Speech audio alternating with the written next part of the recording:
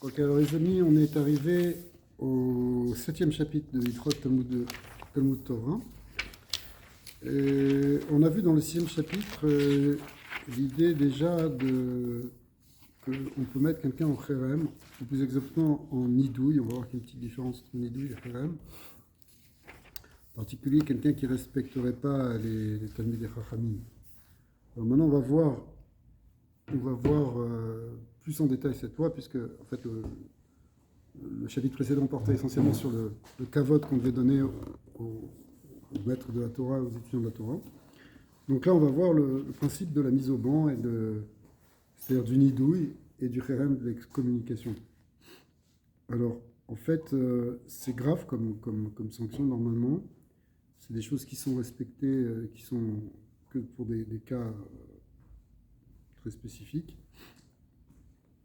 On en a déjà parlé avant. Maintenant, on va voir comment vont fonctionner ces deux niveaux de nidouille et kherem, kherem étant plus grave que nidouille. Alors, Halacha Aleph. Chacham zaken bechokma vechen nasi o av bedin chez Sarach en menadin oto befaresia leolam. S'il s'agit en fait d'un prince d'Israël ou d'un chef de tribunal qui sont détournés de la Torah et sur lequel on veut mettre un nidouille, on veut mettre un banc, on ne le fait pas en public, parce que ça peut amener encore plus de détresse dans le peuple d'Israël. Et là, Imken Asa, qui est Yeroboam ben Nevad vechaverav, sauf dans un cas extrême, comme celui de Yeroboam ben Nevad, qui lui et ceux qui l'ont suivi, et se sont complètement opposés à la royauté de David. Ils ont fait une scission dans le peuple d'Israël, ils ont fait un deuxième État dans l'État. Donc ça a nécessité même une mise au banc publique. Aval kishrata she'achatot melakin oto betsina. En revanche, s'il a fait quelque chose, une autre faute, moins grave que ça, on fait les malkoutes, mais discrètement, pas en public. Shenema vechashalta ayom vechashal gam navi imecha laila. Le verset, il dit, tu vas trébucher dans la journée, et le nasi aussi va trébucher la nuit. On parle de nasi, de navi va trébucher la nuit, ça veut dire l'idée de nuit, ça doit être dans la discrétion, c'est une allusion qu'il faut le faire dans la discrétion. Afal piche kachal qui sait où kalaila, tu dois couvrir les choses comme dans la nuit, on évite le scandale. L'ombrimlo, ikabed veshev bevetecha. On lui dit, regarde, garde ton kavod et rentre à la maison. Vechen kol talmid chacham shenitrayev nidui asur le bedin likfotz lenadono bilmeira. Même chose quand il y a un talmid chacham qui doit être mis au banc. En fait, on ne s'empresse pas de le faire. On demande, on prend son temps pour éviter, évidemment, si jamais il fait tchouva et qu'on puisse éviter ça, on lui laisse le temps, on ne va pas s'empresser de faire ça. Et là, bochin mi davarze venishmatin mimenu, on essaye au contraire de fuir une telle procédure et l'esquiver. Si on peut l'éviter, c'est mieux. Évidemment, on n'aime pas faire ça du tout. On n'aime pas faire ça avec n'importe qui, mais à plus forte raison avec un Talmid Chacham, c'est plus dramatique. Excusez-moi. Vechassidei achachamim ayu mishabechim shelo nimnu meolam lenadot Talmid Chacham. Les Talmidei Chachamim pieux se louaient eux-mêmes en disant qu'ils n'avaient jamais mis au banc un autre Talmid Chacham. Afalpi chez Nimnim les Alkoto Onitrayum Malkut, même si il devait être condamné éventuellement à Malkut, malgré tout, il n'était jamais au banc. Vafilou Makat Mardout Nimnu Alav les Akoto, et même les Malkot, c'est-à-dire les flagellations, ils évitaient absolument de faire. En général, c'est un principe général que les batédinim ne veulent pas infliger des sanctions s'ils peuvent l'éviter. Bête. Avec Ketsad ou un nidouille. Alors maintenant, on a parlé de nidouille, on va expliquer qu'est-ce que ça veut dire. Le nidouille, retenez nidouille, ça veut dire mettre au banc quelqu'un. On va voir l'état de gravité que ça représente. Omer Plouni yé Shamta. On dit cette personne-là, elle va être mise au banc. Shamta, c'est la même chose que nidouille. Ve'im nidou befanav. Si cette procédure de mise au banc, elle se fait devant la personne. On dit Punisé Bishmata. On dit cet homme-là, et on peut le désigner puisqu'il est là, eh bien, il est Bishmata, il est mis au banc. Cherem, vers Cherem, c'est quoi Cherem? Donc, ça, c'est plus déjà une exclusion beaucoup plus drastique. Omerlo Pluni Mecharem, l'expression est presque la même. On dit cet homme-là, il est mis en Cherem. Varour, et Arour, qui veut dire maudit en fait, Boele, Boshvoa, Bonidouy. On dit donc, il y a comme un Arour, il y a comme une joie, un serment, il y a comme un nidouille, il y a ce qu'on appelle une mise au banc, c'est-à-dire que c'est une proclamation, si vous voulez, pour dire pour mettre en valeur la gravité de la chose. Donc c'est des expressions qu'on emploie. Maintenant, quelqu'un qui a été mis au banc ou qui a été mis au cherem, en principe, c'est pas définitif. C'est-à-dire que si la personne elle fait teshuva, on lui enlève ce nidouille, on lui enlève ce cherem. Sauf dans certains cas, en tout cas, ça c'est après c'est au Beddin, au Sanhedrin de l'évaluer, mais il y a ce qu'on appelle le fait qu'on soit matir le nidouille. Matir, ça veut dire, comme on dit par exemple la Tarat Nedarim, eh bien, on enlève le neder, et bien là aussi on permet, donc le nidouille, on enlève le nidouille. Au Ketzal Matirin à la nidouille, c'est quoi la procédure pour enlever ça? C'est quoi le rituel? Ou acherem ou le cherem, omrimlo sharouilach marhoulach. Ça t'est permis, ça t'est pardonné.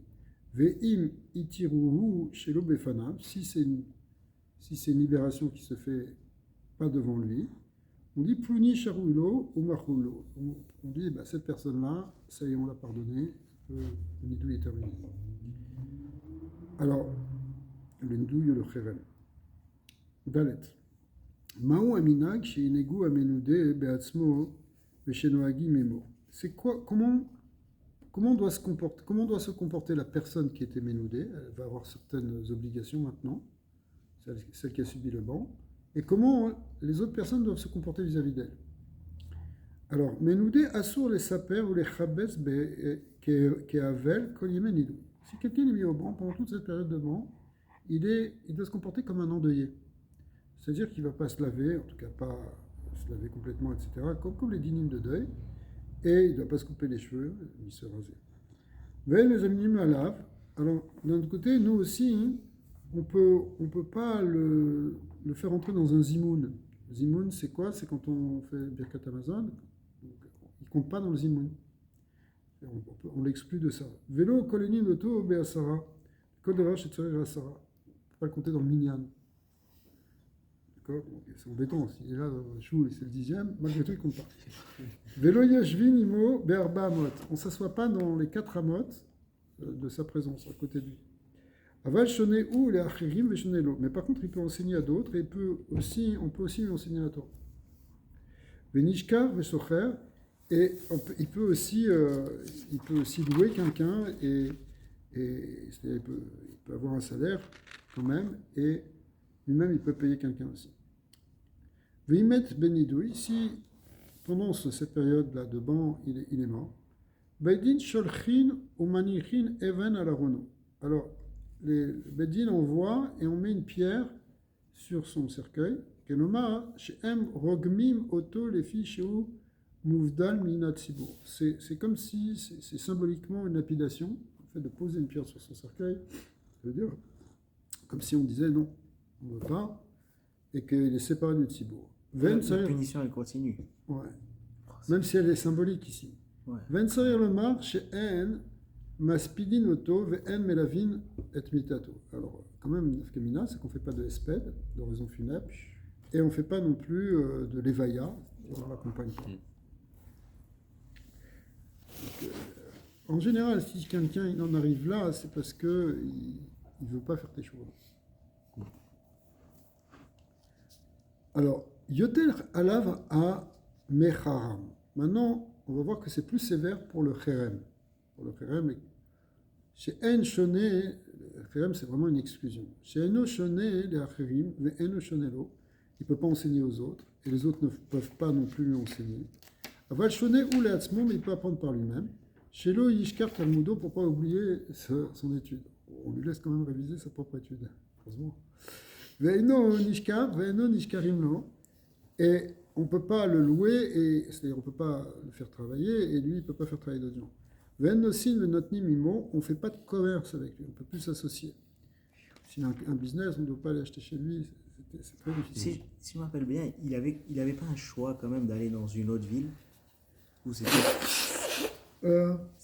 pas ça. Peut-être que ça s'appliquait à autre chose. Ouais, on a vu ce concept dans quelqu'un, il peut changer de ville, mais pas pour ça, pas s'il a un frère. Okay. On a vu, c'était dans quel cas, c'était... Non, je voulais savoir s'il avait comme un choix de... Non. Il ne peut pas échapper à la...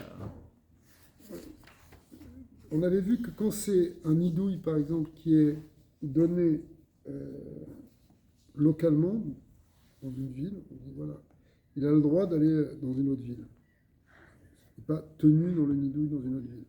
Mais ici, dans le Kherem, je crois que c'est différent. Kherem, il le touche, partout il est Bekherem. Alors, donc c'est compliqué. Ve'en nosim ve'notnim imo, donc on n'a pas le droit de commercer avec lui. Ve'en mitaskim imo, et là, me'at esek et deparnasato. Donc les échanges commerciaux, ils vont être réduits au strict minimum pour qu'ils puissent survivre. Pas, le gars, il vient pour acheter des pommes, il ne faut pas déjà non plus. Il a besoin de manger. Il a besoin peut-être de vendre des trucs. Vav, Miché Hachav Benidou, Shloshim Yom, Velo Bikesh Leatiro. Si quelqu'un, il est resté 30 jours en Nidouille, ce qui est long, c'est comme 30 jours de deuil, et il n'est pas venu demander qu'on lui enlève. Et il a de la gava, et il dit non, là, ces rabbins, ils se révoltent contre tout le monde, je n'irai pas les voir. D'accord. Alors, Yashev Shloshim Yom, Acherim, Velo Bikesh. Meladin Otoshnia, on lui dit, bah écoute, au bout de 30 jours, il n'est pas venu, bah, on va lui remettre un coup de 30 jours encore. Yashav Shloshim Acherim, s'il est resté encore 30 jours, Velo Bikesh Latiro, Macharemi Moto. Au bout de 30 jours, donc ça va faire 60 jours maintenant, que le gars il n'arrive pas à essayer de bouger un peu, de reconnaître un peu ses torts, eh bien on lui dit, tu veux pas, bah alors on va passer à un degré supérieur, tu vas être en Kherem. Ok. Donc on voit comment ça marche, il y a une idée de 30 jours, hein, ça ressemble aux périodes de deuil, qui sont les liens des Shloshim, ça ressemble aussi à ce qu'on a vu dans Nazir, que Stam Nezirut Shloshim Yom, que Nazirut c'est 30 jours. 30 jours c'est toute une période, c'est un Chodesh.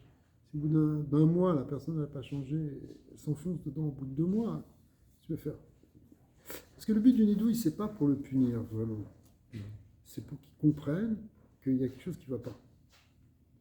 On a vu, quelqu'un il fait un chilou lachem, il fait un truc, il refuse l'autorité, il se comporte, il a un comportement voyou dans la société, on est obligé d'intervenir. D'accord? Mais ce qu'on veut, c'est qu'il change. Ok, on t'a prévenu. Bon, alors s'il ne veut pas, on va lui mettre ça. Alors maintenant, on va voir dans les halakhot qui viennent la manière d'enlever le nidouille. Zayn, Bekama Matirin Anidouille ou Achrem. Combien faut-il de personnes pour enlever ce nidouille? Beshlosha, Afilou Idiot. Alors, 3 suffisent. Il suffit qu'il y ait 3. Tu prends 3. Pas besoin que ce soit des grands rabbins. 3 idiots. Non, 3 idiotes. 3 idiotes. C'est-à-dire 3 personnes normales. Veyachid, Mumche. Mais il y en a quand même un dans les 3 qui est spécialiste. Matir Anidouille ou Achrem Levado. Exactement comme dans. Ici, la Tarat Nedarim, c'est la même chose aussi. Yesh, les Talmid, les Atir Anidouille, ou Acherem, va filou bimkom arav. Même un élève peut le faire, même si c'est un endroit où il y a le Rav qui est dans la ville. Comme on l'a vu, que dans l'Ilchot de Kavod, pour le Rav, on n'a pas le droit d'enseigner dans un endroit, enfin, d'être moré à l'Acha, de donner la Halacha dans un endroit où il y a son maître. On a vu même s'il n'y a pas son maître d'ailleurs en tout cas, mais là c'est pas le cas. C'est-à-dire que si c'est un talmid, il peut prendre la responsabilité. prendre la responsabilité d'être matière de nidouille même sans l'autorisation du Rav. Tête, shlosha chez nidou ve alchou lahem. S'il y a 3 juges qui ont fait le nidouille, qui ont prononcé le nidouille, ve alchou lahem, et ils sont plus là, ils sont partis. Ve chazor ze mi davar chez nadou biglalo. Si cette personne-là elle a fait tchouva sur ce pourquoi on l'avait mis en nidouille, bain shloshach gim matirlo, on n'a pas besoin de reprendre les mêmes juges, il suffit de faire un autre beddin avec 3 personnes. Et on lui enlève. D'accord ? Donc il n'est pas tenu, c'est pas obligé que ce soit les mêmes maîtres. Parce qu'on aurait pu croire comme ça que ceux qui ont pris la décision de mettre en nidouille, c'est à eux de voir si la personne a vraiment accepté son changement. Bon, maintenant, s'ils sont plus là, on peut faire avec d'autres. Yud. Mishel Yada Minidaou. Si quelqu'un ne sait pas qui c'est qui l'a mis au banc, Yeler lo etzel anasi viatirlo nidouille. Il ne sait pas quel bête din a mis au banc, etc. Une des techniques, c'est qu'il peut aller voir le nasi, parce que le nasi, il peut lui enlever le banc, il peut lui enlever le banc même tout seul. Si vous voulez, ouais. Yudalef, nidouille altnaï, si une mise au banc elle a été mise de manière conditionnelle, afilou alpi atzmo tsari rafara, même si c'est un banc qu'on s'est mis soi-même, parce que ça peut être.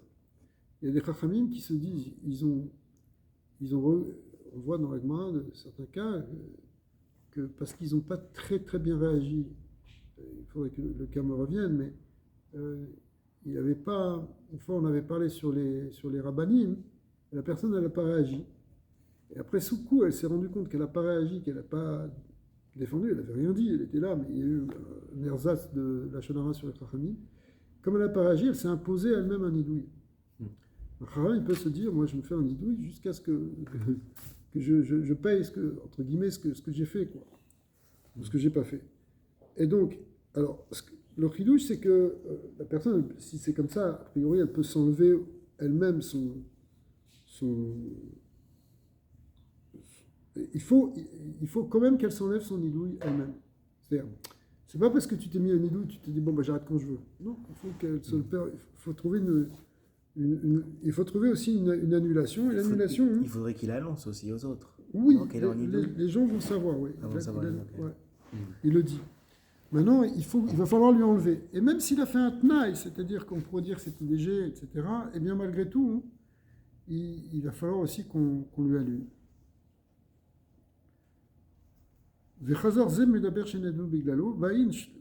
Pardon, on était dans le Yudalef, excusez-moi. Tami Chacham, tel Chichamam Shenida Atzmo, Veafilu Nida Atzmo Aldat Pluni, Veafilu Aldavar Shechayav Alav Nidui, Arezé Mefir Latzmo. Si quelqu'un il s'est mis au banc lui-même, même s'il s'est mis au banc parce qu'il pensait que d'après tel rave il fallait qu'il se mette au banc, et bien malgré tout c'est quand même lui qui peut s'enlever le nidouille. D'accord ? Donc, il faut qu'il enlève le nidouille, ça c'est le début de la halakha. Maintenant la fin de la halakha c'est qu'il peut s'enlever lui-même. Yudbet. Mi shenidouhu bachalom. Alors ça c'est un peu bizarre. C'est quelqu'un qui a été mis au banc dans un rêve. Il se réveille. On l'a mis au banc dans un rêve. Et bien ça marche. Il est mis au banc. Vafilu mi shenadouhu bachalom vafilu yada minidaou. Même s'il sait qui c'est qu'il a mis au banc dans le rêve. Tsarir asara bnei adam sheshonim alachot leatirlo minidou. Il faut même 10 personnes pour lui enlever ça. Ve'im lo matza. A priori, 10 personnes qui connaissent la halacha. Et s'il n'y a pas, Torah Chaim ad parsa. Il faut qu'il les cherche. Il faut qu'elle aille chercher jusqu'à une parsa, c'est-à-dire une distance de à peu près 4 km. Lo matza, s'il ne les a pas trouvées, matirin lo afilu asara sheshonim mishnah. Il peut trouver 10 personnes qui sont versées dans la mishnah. C'est-à-dire c'est un niveau un peu moins. L'Omatsa, s'il ne trouve même pas 10 personnes qui connaissent la Mishnah, Matirino Asra, Shiyodzin, Ikrot Batora, il faut trouver 10 personnes qui savent lire au moins la Torah, c'est-à-dire les psukim. L'Omatsa, s'il ne trouve pas 10 personnes qui savent lire, Matirino Afilu Asra, Shainan Yodim, Ikrot, même 10 personnes qui ne savent pas lire, ils peuvent lui enlever. L'Omatsa, s'il trouve même pas ça, donc vraiment, le gars il est vraiment perdu là dans son rêve. Non, alors, l'Omatsa bimkomo, asara matirin lo, afilu shlosha. Alors, Bediavad avec 3, ça pourra marcher. Ok. Qu'est-ce que ça veut dire qu'est-ce que ça veut dire avoir un nidouille dans un rêve? C'est Hachem qui l'a puni, non? Ouais, C'est direct. c'est ce que dit le Ran. Le Ran, il dit pourquoi on va chercher 10 personnes. Alors, jusqu'à présent, on n'avait parlé que de 3 personnes. Mais on a peur que ça vient d'Hachem directement, ce nidouille. C'est ça la réponse. Donc le Ran, il dit, puisque on a ce crachage que c'est Hachem lui-même qui a prononcé le nidouille, alors il faut trouver 10 mètres de l'alacha, 10 talmid de Chachamim, 10 rabbanim, etc. Mais non, tu n'as pas trouvé, il va chercher au moins des gens qui savent étudier, qui ne savent pas, etc. Voilà, il faut qu'il marche 4 km pour aller chercher, c'est du sérieux, quoi. C'est incroyable parce que, je sais pas, intuitivement, moi j'aurais dit, bon, dans un rêve, ça compte pas, quoi. Bah ouais, C'est moi. Qu'est-ce qu'il y a dans les chalomotes? C'est incroyable. Oui et non, parce qu'il y a des chalomotes qui sont... Bon, il y a un concept qu'on connaît aussi de Atavat Chalom, enlever les mauvais rêves. D'ailleurs, c'est dans les Sidurim, c'est toute une procédure.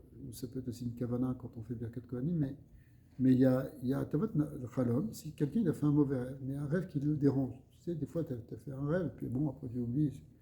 Ok, c'est pas un rêve agréable, mais des fois, tu fais un rêve et tu te réveilles angoissé, traumatisé. Waouh, tu as touché quelque chose. Ce genre de rêve-là, il ne faut pas rester avec. On peut faire ce qui est marqué dans la Halacha, éventuellement de faire de jeûner, ce qu'on appelle Tanit Chalom. Un Tanit Chalom qu'on peut faire même Shabbat. Même Shabbat, on peut jeûner si on est vraiment perturbé par un rêve, parce que on ne peut pas rentrer dans Shabbat à cause de ça, alors on peut même jeûner pendant Shabbat pour ça. Même si c'est marqué qu'après ça, il faudra faire un jeûne pour se faire pardonner d'avoir jeûné Shabbat. Mais malgré tout, le principe, il est là. Ou bien, il y a une autre manière, c'est d'aller voir trois chaverim, ou des gens qui t'aiment bien, a priori, et de faire une procédure de Atavat Chalom. Atava veut dire bien, améliorer, transformer le cauchemar en un bon rêve. D'accord? Et donc, on lui demande, et les gens lui disent Chalom Tov, Chalom Ta, tu as fait un bon rêve. Et il y a tout un échange, comme dans Atavat Nedarim. C'est comme une espèce d'Atavat Nedarim, mais ça s'appelle Atavat Chalom. Et donc le Chalom, il est pris comme quelque chose de sérieux dans la Halakha. C'est pas non plus comme ça. Bien qu'on sait, bon, le 9e Pérec de Gemara Brachot, c'est le Pérec qui parle de tous les Chalomot. C'est Pérec Aroé, ça parle de tous les types de rêves, et qu'est-ce que c'est qu'un rêve, et pourquoi dans un rêve c'est tout mélangé, pourquoi. Et puis aussi, après, si tu as rêvé de ça, tu as rêvé de ça, tu as rêvé de ça, qu'est-ce que ça veut dire, etc. Mais il y a plusieurs clés. Une des clés, c'est que le pitaron, enfin, le rêve, il va d'après l'explication. C'est-à-dire que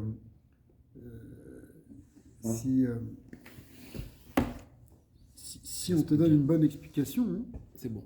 Alors c'est bon. Si c'est pas le rêve en tant que tel, même le rêve le plus dramatique, si tu donnes une bonne explication, ça va. C'est comme une lettre qui est dans une enveloppe. En réalité, c'est quand tu ouvres l'enveloppe, la manière dont tu ouvres les choses, que tu vas voir les choses, comment tu vas expliquer les choses, c'est ça qui va donner la force du rêve. On voit que c'est... Bon, en tout cas. Alors, Yud Gimel.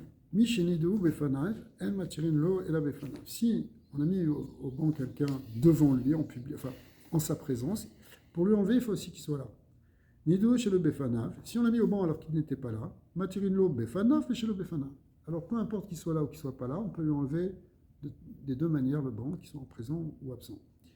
Ven ben nidou il est afarat klum, et là menadin ou matirin berega echad. Alors, il n'y a pas de délai spécifique entre le nidouille et la tarat du nidouille. C'est-à-dire, si on met quelqu'un au banc, si la personne fait immédiatement teshuva, on peut lui enlever tout de suite. On n'a pas besoin d'attendre, de dire, écoute, reviens au Bedin, prends rendez-vous, etc. Non, c'est sur place, le gars, il y a un travail, il dit, ah, moi, je regrette, j'ai fait une folie, etc. Je m'excuse d'avoir mal parlé, etc. Eh bien, on peut lui enlever tout de suite. Veimraou Beddin, Léaniar Zebenidu, Kamashani. Mais en revanche, si le Beddin il évalue que la personne, il va falloir pour qu'elle comprenne vraiment qu'elle soit longtemps en Nidou, même plusieurs années, elle peut le laisser plusieurs années. Manichin Kefi Risho. On lui met en fonction de sa Rishut. Donc ça, c'est les Khatrila, c'est-à-dire que le Beddin, il dit on va te mettre en Kherem pendant 2 ans. Parce que tout à l'heure, on a vu qu'a priori, c'était 30 jours. Et si au bout de 30 jours, la personne n'est pas revenue, on lui rajoute 30 jours. Mais en fait, non. Dès le départ, le Beddin peut faire plus. Ça dépend de la sévérité. Exactement. C'est une évaluation de ce que la personne a besoin. Si le Beddin il pense qu'il faut mettre tout de suite un kherem, pas faire cette étape d'abord en idou et si la personne elle change pas, alors on va aller plus loin. Non, directement elle le met en kherem. Ou l'achrim miché yochal imo veshote imo. Alors à ce moment-là, hein, et de mettre en kherem aussi, parce que le Beddin il peut dire je décrète un kherem sur cette personne. Et aussi sur toute personne qui va avoir un commerce avec lui, qui va manger, qui va boire avec lui, si toute personne qui s'approche de lui, il sera aussi pris dans le kherem. D'accord? Alors, Vechen imraou beddin et acharim lazé le chatrila ou le acharim miché yochal imo veshete imo, et de mettre en même temps en kherem celui qui mange ou qui boit avec cette personne. O miché yamod imo berba amod, quelqu'un qui se tient dans ses armod. Machrim im kedel le yasero ou kedel la asot siyag la toiro. Alors du coup, en fait, c'est quelque chose qu'on va lui imposer justement pour qu'il fasse, tu vois, ou bien même pour mettre un siège la Torah. Hachelo yifretsu achotaim jusqu'à ce que c'est aussi pourquoi c'est un siège la Torah, parce que c'est pour empêcher que les fauteurs ne se multiplient. Afalpi shesh reshut les chacham les indoto ou les irvodo, les nadot ou les irvodo, eno shevar talmid chacham les anig atzmo bedavarze. Même si donc le Chacham il a la permission de mettre quelqu'un en idou, de mettre quelqu'un en kherem, c'est pas une bonne chose. Et c'est pas une grande chose sur laquelle il va falloir s'honorer. Et là, Ma'alim Oznav mi dit vrai, Amaharetz, Velu Yashit Libo Lahen. Donc si quelqu'un on a dit par exemple du mal de lui, et les gens commencent à dire oui, tu sais ce qu'il a fait celui-là, il a parlé en public, il t'a insulté, il a dit. Il fait semblant qu'il n'entend pas, plutôt que de s'énerver et de dire je vais me mettre en kherem. Kenyan Shamar Shlomo Bechokmato, comme ce qu'il a dit Shlomo dans sa Chokma, Gam les Kol Advarim Asher Yidaberu Altitani Becha. Même pour toutes ces choses qu'ils diront, ne prête pas attention. Vechen Ayad Erer Chassidim Areshonim. Effectivement, les premiers Chassidim, comment ils se comportaient? Shomim Cherpatam, ils entendaient leurs insultes et leurs injures qu'on faisait sur eux. Vaenan Meshivim, ils ne répondaient pas. Velood, et là, Shemochalim les Mecharef. Mais non seulement ça, mais ils pardonnaient même à ceux qui les avaient insultés. וסולחים לו, ממש, זה לעודלה וטוסה. וחכמים גדולים היו משתבחים במעשיהם הנאים ואומרים שמעולם לא נידו אדם ולא החרימו לכבודם. Il y avait les grands chachamim qui disaient de même, avec une certaine fierté, entre guillemets, bien sûr, pas mauvaise, de dire que de leur vie, ils n'avaient jamais mis quelqu'un en idouille ou en kherem parce qu'on leur avait manqué de kavod. Vezoui darkam shel talmidei chachamim. C'est ça la voix des talmidei chachamim. Shiraou l'air bas que les chachamim ils doivent aller. Les chachamim prennent des insultes. Ils sont mochal, ils vont pas. Et croyez-moi qu'ils en prennent. Tout le monde. Plus un homme il est grand, même dans la Torah, plus il va y avoir des gens qui vont s'énerver, piquer des crises contre eux, dire des choses contre eux. C'est comme ça. Alors, il y a quand même une limite dans ça, dans le fait que le chacham il peut être mochel sur ce qu'on lui fait. Eh bien, chez Bizou au chakpou beseter, c'est quand les choses elles ont été faites en secret. Aval tamid chachamim chez Bazou au chakpou adam befaresia. Si c'est maintenant vraiment devant tout le monde, en public, on insulte ce tamid chacham, ça c'est plus délicat, parce que les gens attendent qu'ils réagissent. Ils attendent parce que sinon c'est un bizarre pour la Torah. Alors quoi, notre grand rabbin, on peut lui marcher dessus comme une serpillière. Et ça perd l'image de l'autorité, ça perd l'image du respect pour tout le monde. Donc à ce moment-là, il faut qu'il réagisse. Asurlo limchol al kavodo. À ce moment-là, il n'a pas le droit même d'être mochel sur son kavod. Et s'il le fait, il va en subir les conséquences. Chez Zé Bizayon Torah. Parce que ce n'est pas simplement son kavod à lui, c'est le kavod de la Torah qui a été touché. Et là, Nokem et Noter à Davar. Regardez comment il finit le Rambam, ça fait un peu peur. Et là, Nokem et Noter à Davar Kenachash. Mais il va se venger, il va être rancunier sur ça, comme un serpent jusqu'à ce que l'autre il a lui demandé pardon, parce que vraiment, pour le Kavod Torah, là, il faudrait qu'il soit Makpid. C'est évidemment un chikoul important de savoir si c'est pour le Kavod Torah ou si parce qu'on a été vexé au niveau de son amour propre. Mais a priori, un Talmid Chacham est authentique, il doit être lishma dans ce qu'il fait.